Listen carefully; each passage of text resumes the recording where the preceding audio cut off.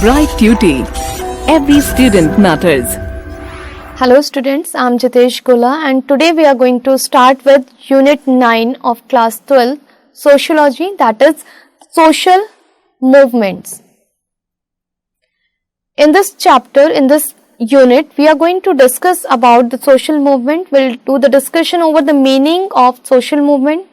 We'll talk about the different characteristics and the different types of these social movements which are prevailing in society, which have taken place in our society. If we talk about a social movement, we can call it as a collective efforts to bring about desired social changes. Although the social movement, when we are talking about as a collective efforts, definitely the role of an individual is very important in it, although we are calling it as a collective efforts, but until and unless different individuals are not coming together, that cannot be called as a collective effort. So these collective efforts are used here to bring the change in any of the society. According to M.S.A. Rao, if we talk about a social movement is a sustained collective mobilization through informal or formal organization and is generally oriented towards bringing about change in the existing system of relationship. So these are the words of M.S.A. Rao, who says that social movement is a sustained collective mobilization where the individuals are also playing an important role, and these social changes they are trying to bring through informal or formal organizations, and basically they are trying to bring these changes in the existing system in our society. So we understood that whatever the collective efforts are going to be there, individual will play an important role. And what is the main purpose to start these social movement? When you are living in any of the society, it happens that somewhere in the society some things are going on which are not in our favor, which are against the humanity also, which are against the system. So what can be done in that case? It is required that individuals should take that initiative, they should take those efforts, collective efforts basically, or we can say that it can be started at an individual level, but later collective efforts are required to bring that change. So many examples we already have in our history that how different individuals played an important role in bringing those social movement to that level where the changes were brought in the society with their and others' efforts.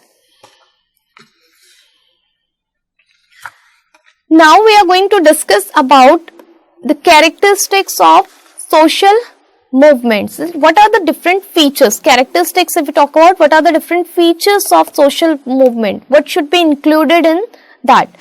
So following are the given characteristics. Firstly, we can say a social movement is a collective mobilization and not merely an individual's effort. It is a collective mobilization. Although the movement can be started by an individual in the beginning, but to bring it at the end, it is going to be a collective mobilization.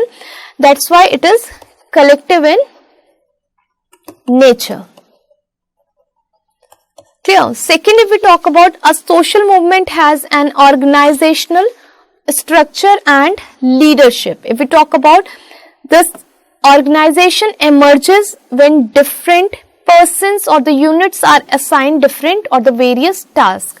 So it's an effort of organizational structure where different organizations are there under which different individuals are assigned with the different tasks to be done. And leadership, if we talk about, is one of the important feature of any of the social movement, because without the leader, if you can recall any of the movement in the past in our history, you must be knowing that leader played an important role It could be any of the leader from any of the, if you are talking about any of the social movement, you can recall, if we take non-cooperation movement, if we talk about any other movement, even during the freedom struggles of India. So leadership was the main important part of that, as well as the organizational structure, because until and unless you are not dividing the task to the different individuals as a part of that movement, you would not be able to attain that target. Thirdly, we can say a social movement has an ideology and an identity. So every social movement are going to have an identity as well as an ideology. Ideology, we talk about, it explains and justify the purpose or the goals. So ideology is going to be your goal or the purpose, that what is the main motto of taking up this social movement. Ideology is necessary to generate involvement and commitment of individuals, those who are forming that group. It also gives identity to a particular movement, and through that ideology only you are going to get identity to that particular social movement that you are going to start. A movement may have its own ideology or may adopt an existing ideology. So if we are talking about the ideology here, when we are talking about, it could have any aim. So either you can follow your own ideologies when you are starting with any of the movement, you can adopt your new ideology, or you can follow the ideologies of other people. For example, Gandhism or Marxism are also the ideology adopted by the many other social leaders.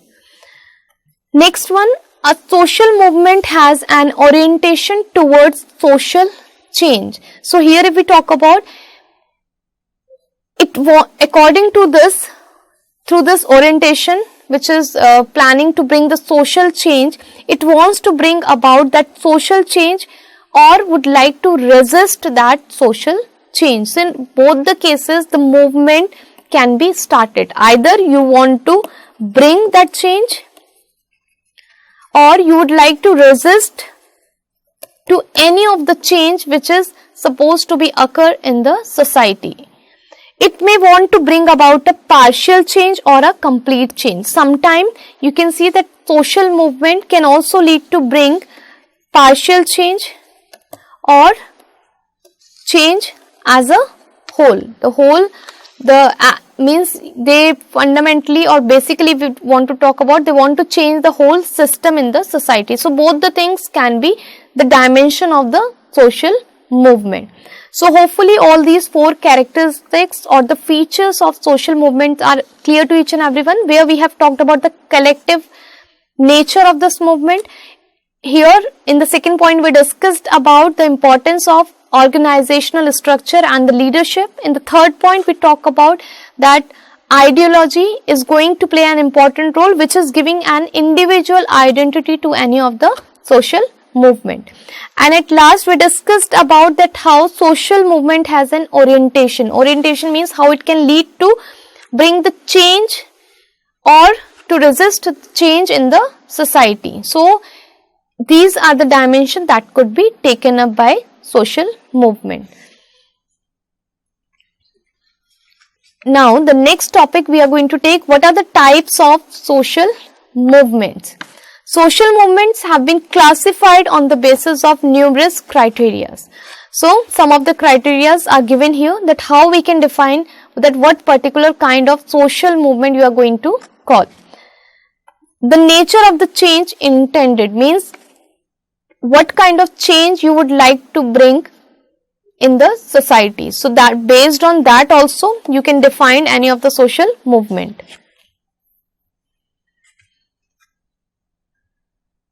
Secondly, you can talk about organizational mode and the strategy, means through which mode, through which medium you would like to bring that change, and what are the different strategies you are going to apply for bringing that changes in the society. The third criteria for deciding the type of social movement is going to be nature of demands, that what sort of demands are going to be there? What sorts of demands are going to be there?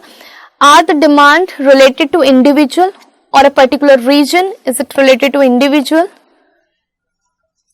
particular region, particular community, or for the whole nation? So, the nature of demands are also going to decide the type of movement. Next, we can say the groups and collective. Next, we can say groups and collectivities involved in it. Means what kind of group are in, what kind of groups and the collectivities, the people, the communities are involved in that. That is also going to decide the type of social movement that we are going to initiate in the society. According to M.S.A. Rao, we talk about, he has classified social movements into these three broader categories. The first one, he mentioned the reformist movements. Those who are the movements which are aiming to bring the change in the society. Basically, reform means to change, to bring changes. So, that movement he has defined reformist movement. Another one he has given transformatory movement, means to transform, just bringing the change in the society, but in the second one to transform, to change the base of something, to transform. That's why it has been given as the transformatory movements. Then the next is revolutionary movements. The next are revolutionary movement, and whenever we are talking about these movements, obviously these movements are always started to bring change, but what kind of change we are planning to bring in the society. So these classifications are based on nature of change, that what kind of change we are planning to bring. Is it going to be the revolutionary change? Is it going to be the transformatory change? Or is it going to be the reformist change that we are planning to, or that we are aiming to bring in our society? Parth Mukherjee, if we talk about the another sociologist, has defined or have classified these movements on the basis of nature of change intended.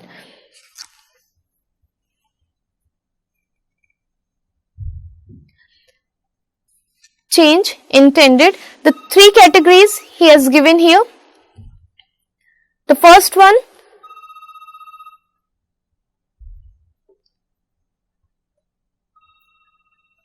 the three categories he has given here. The first one, social movements going to be started, or it could be revolutionary movements, that is on the nature of, based on the nature of change intended, what kind of change they are planning to bring, or the quasi movement. So these three movements has been defined by Parth Mukherjee. T.K. Oman also classified the different social movements. He mentioned that it can be defined as the charismatic, ideological, or organizational. So all the three sociologists if we talk about, they have defined the base of these social movement based on the different criteria. All the classification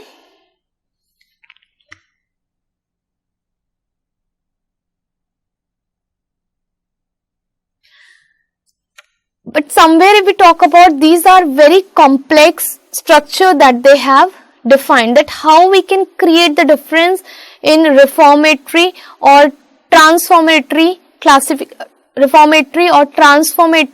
movements. So there is a very fine line between these movements, because every time whenever the movements are being started, we are planning to bring that change. And sometime you might have seen that when the particular movement is started, it does not remain the same as it started with the particular ideology. It is not going to confine to that. Many times it happened that with the passage of time, it is changing to something else. So it is very complex structure, or it is a very complex phenomena if we talk about, to understand that what kind of change or what kind of social movement actually we can define. all the classification all these three sociologists have given, all the classification all these three sociologists have given are inadequate or unsatisfactory. And beside that also, if other people are going to explain these social movements, so these are very inadequate and unsatisfactory, because every social movement is a complex phenomena. It is not that much easy to understand these social movements nature, that what kind of nature do they carry. Because for example, if we take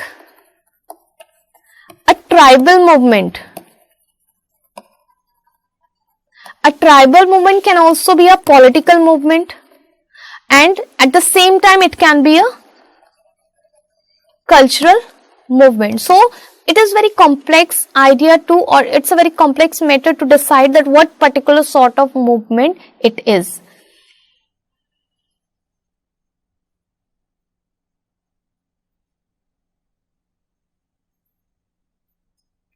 And similarly, any of the religious movement, if we are talking about, so that can lead to bring the reform in that particular religion, as well as to bring the change in the whole society. So that is also very complex matter. So it is a very, that's why it has been defined as a complex phenomena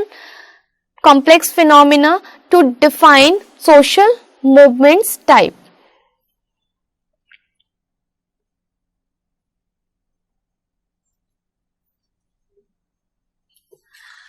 So based on all these factors, we can say that these social movements could be defined at broader sense,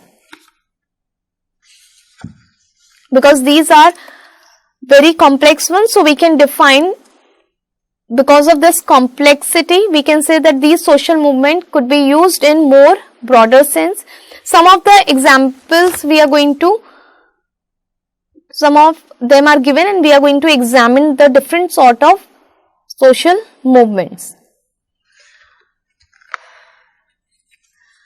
The first one we are going to discuss here, reform movements. A reform movement attempts to change the condition within an existing social system. Here, when we are talking about reform means change you are planning to bring. You want to bring that change within that existing social system without changing the fundamental structure of the society. Means you don't want to change the basic or the base of that society, but few changes you want to bring within the existing system. Reform movements in India, if we talk about, were usually religious in nature and proposed a new worldview. Here, many of the movement in the past started or initiated in India, if we talk about, were mainly the religious in nature. Basically was started by the religious community to bring the change in their community, and which gave or which paved the way for the new worldview for the other societies.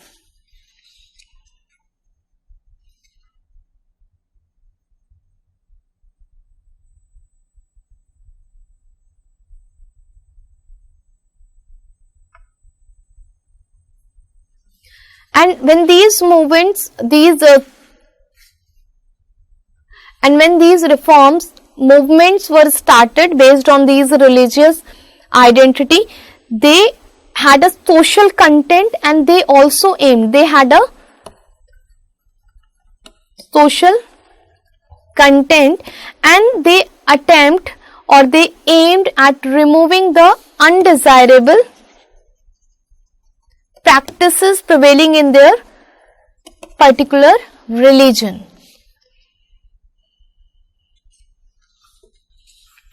If we talk about the main, some of the following reform movements could be seen in India: Bhakti movement and Brahmo Samaj, and the other, like here if we talk about, the one was Bhakti movement. Bhakti movement was started in medieval India. Clear? It was started in medieval India. And here if we talk about this Bhakti movement insisted on love of God, insisted on love of God, to have that faith in God, to do the bhakti of God as the most important in any religion, most important thing in particular religion.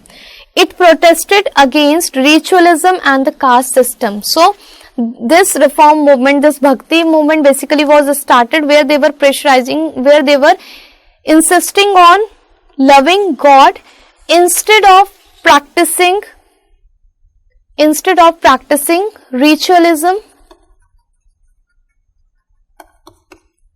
or following any sort of caste system. So they fought against the caste system and the ritualism prevailing in the particular religion. Beside that, Brahmo Samaj, that was in Bengal, and another Arya and another Pratna Samaj. If we talk about another Samaj other than Brahmo Samaj, Pratna Samaj in Maharashtra, Pratna Samaj in Maharashtra, and Arya Samaj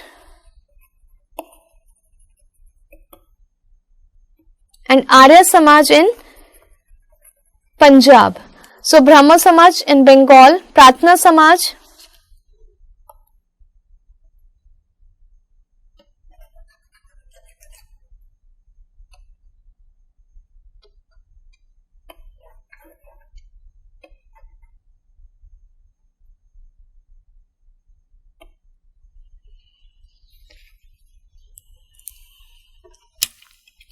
Next we can see Brahmo Samaj, that was in Bengal. Other than that, Pratna Samaj was also there, that was in Maharashtra.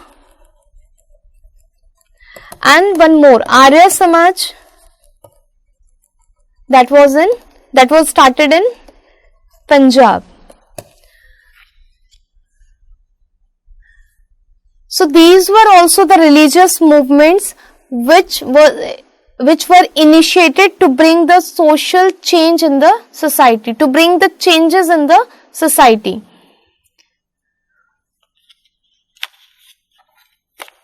And apart from these reform movements, if we talk about among the Hindus, there were reform movements were also started among Muslims, Parsis and Sikh people in the country.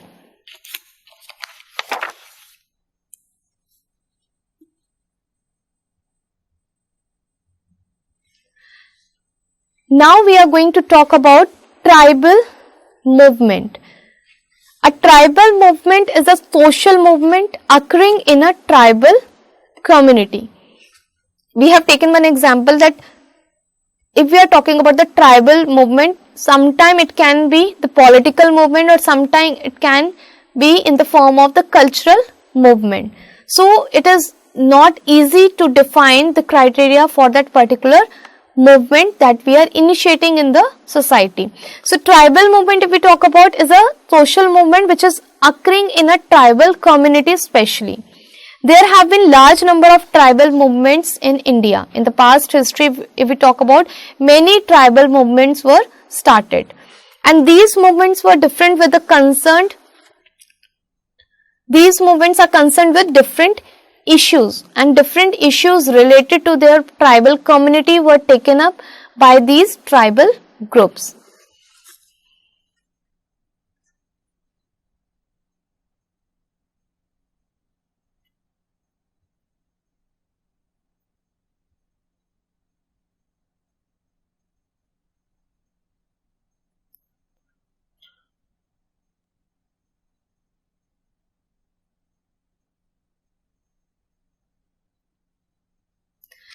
If we define any of a tribe or the tribal community, we can say they have their distinct identity. The tribal group, we can say, have their distinctive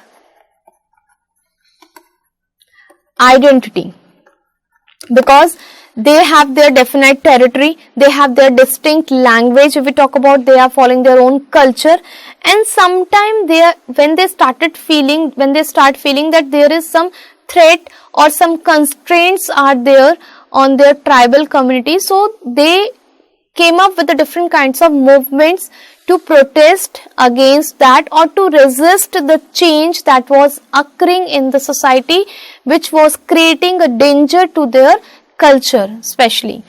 So here if we talk about some of the issues of the tribal identity and autonomy problems of land and deprivation. These are the different issues taken by, and few of the examples they have given while it is related to the identity of a tribal group, autonomy problem of land or the deprivation. So these could be the issues.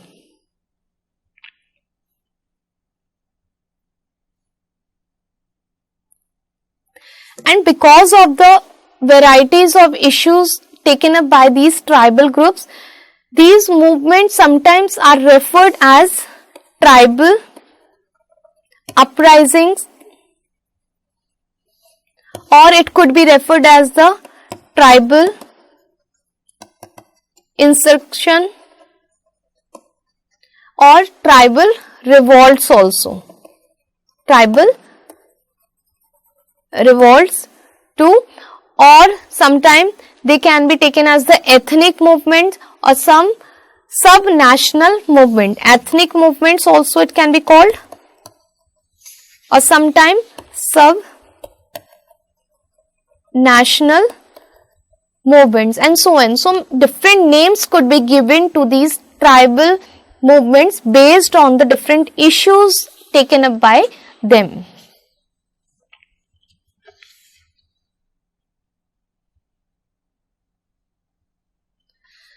Here if we talk about, there are some of the following important tribal movements in India. The first one, Santhal uprising, that was started in 1855 to 1856, between that time period. And Birsa Munda if we talk about,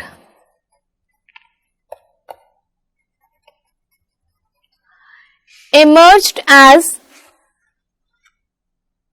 and if we talk about Birsa Munda, emerged because of the changes introduced by British in land revenue system and the hardship caused by them. So here he was the leader who initiated against the changes brought by the British government basically in land revenue system, which affected the tribal group of that area. Then Jharkhand movement if we talk about, it emerged because of the feeling of deprivation and exploitation by outsiders, and here they started demanding a separate state for the tribals of Chota Nagpur area. So in the first one, in the Santhal uprising, we saw that the main problem was the land revenue system started by Britishers, which led to the exploitation of the tribal group in that area. And here in the Jharkhand movement, if we talk about, the feeling of deprivation was there and exploitation was reaching to extreme by the outsider, and that's why the tribal started asking for the separate state for their Chota Nagpur area. The third was Naga movement we have taken here. It is one of the oldest of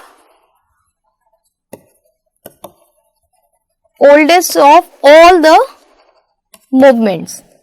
So here we can see that what are following are some of the examples of the important tribal movement took place in the past history. The another type of movement we are going to take here, peasants movements. Peasant movements are collective actions taken up by the peasants to bring about a change in their conditions. Here these are also the efforts of the collective group or collective individuals, when the different individuals from the same categories are coming together to fight against the injustice, to bring about a change in their condition. They are usually the movement against exploitative and unjust condition, and most of the time if we talk about these peasants movement, they were fought against the injustice or exploitation to them.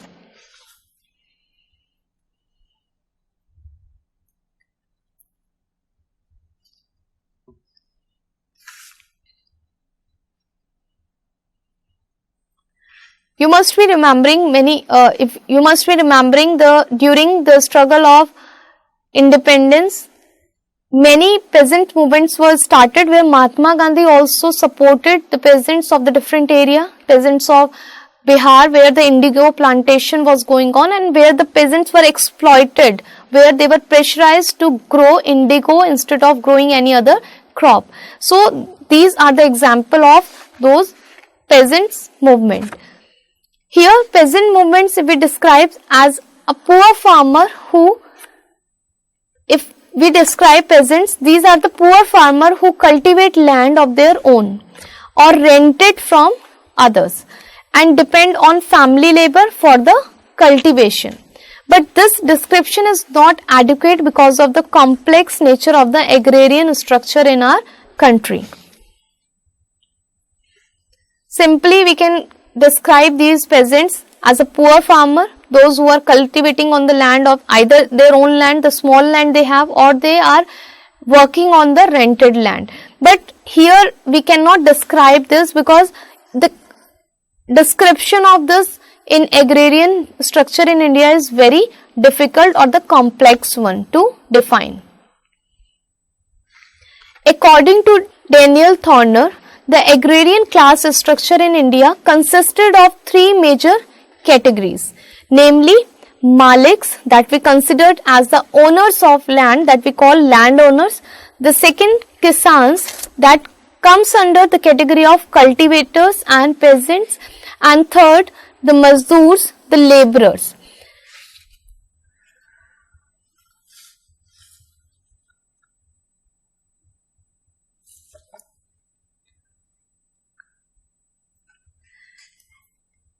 Beside Daniel, Dhangear has modified this model and identified the following agrarian classes in India.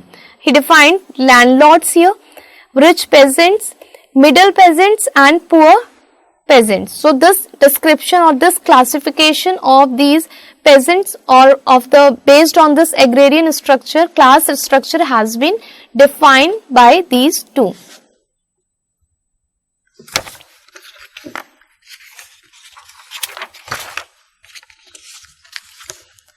Now if we talk about, India has a long history of peasant movements. Some of the important peasant movements are given here. We will discuss about these one by one. The first one, Indigo Revolt, started in 1859 till 1960. Indigo Revolt.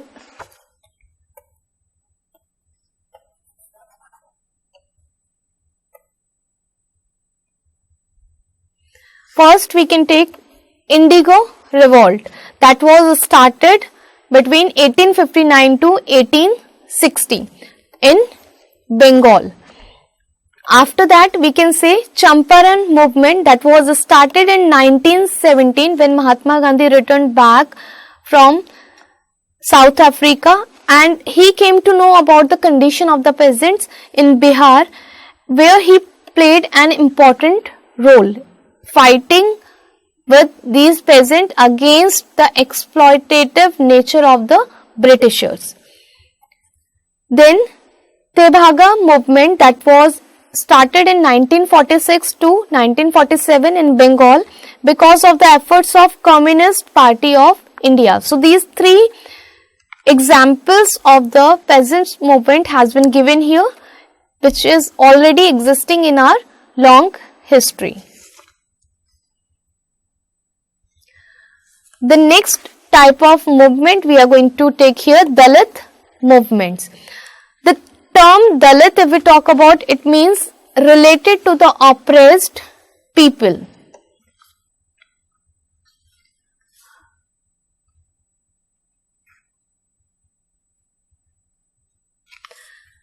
The term is used by the untouchables to describe themselves instead of term Harijan, children of Hari or God, that was used by Mahatma Gandhi. So this untouchable terms, Mahatma Gandhi initiated this or coined this term Harijan to use for these untouchables, and he defined that these are the children of Hari or God. The most important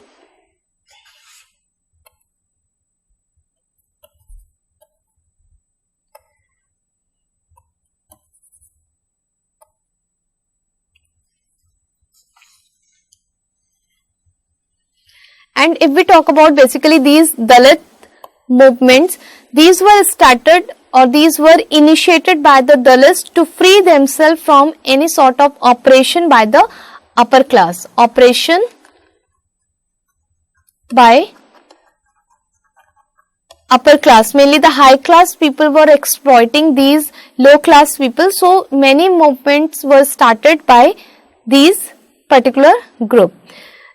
Dalit movements, if we talk about, they are different from anti-Brahman movements that emerged in Maharashtra and Tamil Nadu.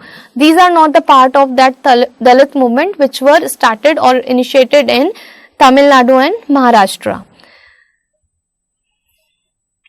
And if we talk about before independence also, many Dalit movements were started in India. The most important Dalit movement was led by B.R. Ambedkar.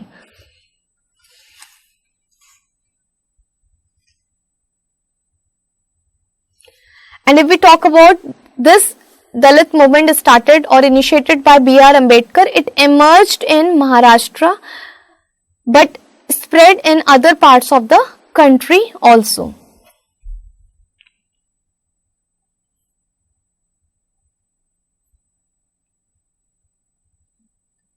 And this was the movement which led to the improvement in the condition of Dalit people, and in a special way we talk about, it led to the emergence of Dalit self-consciousness, which led to the Dalit self-consciousness also. So somewhere the positive impact was there of this movement. Next, if we talk about the another important Dalit movement is the Dalit Panther movement, which emerged in Maharashtra in the early 1970s.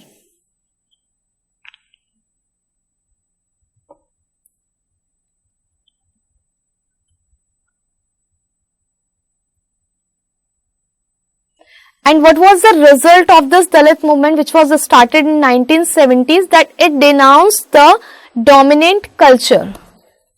It denounced the dominant culture of higher caste group and propagates Dalit culture also.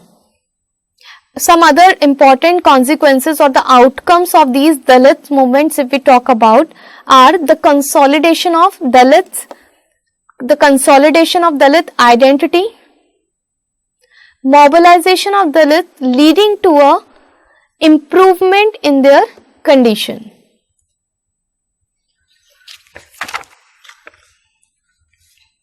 So this is also the one type of movement that we have discussed, as we have discussed the tribal movement, the other reform movement, Dalit movement. So all these movement, we can see that how they were having the different ideologies and different demands were there to bring the change in the society. Next, we are going to take women's movement. Women's movement in India, if we talk about, it emerged as a part of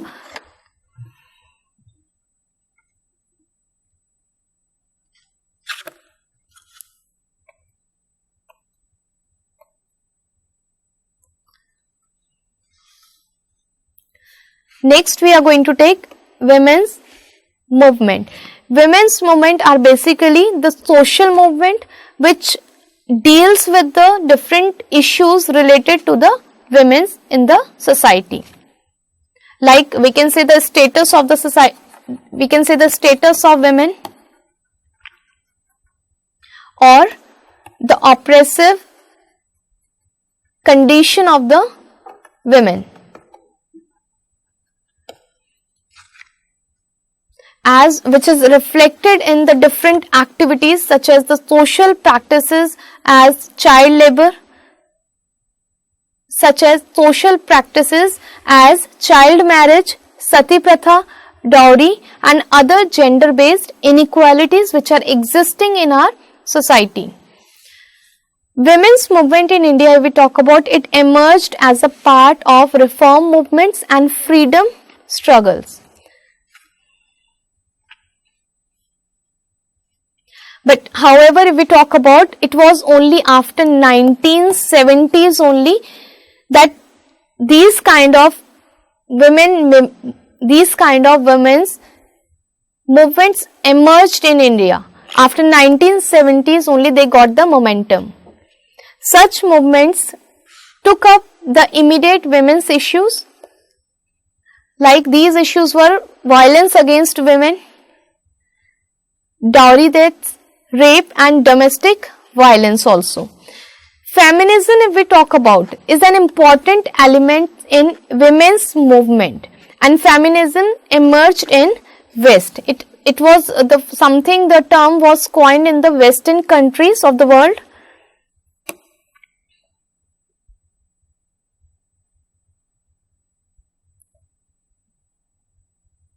Which focuses on promoting the cause of women's equality in the society. In India, if we talk about, feminism is not merely an ideology but an approach to bring about the social changes in the favor of women.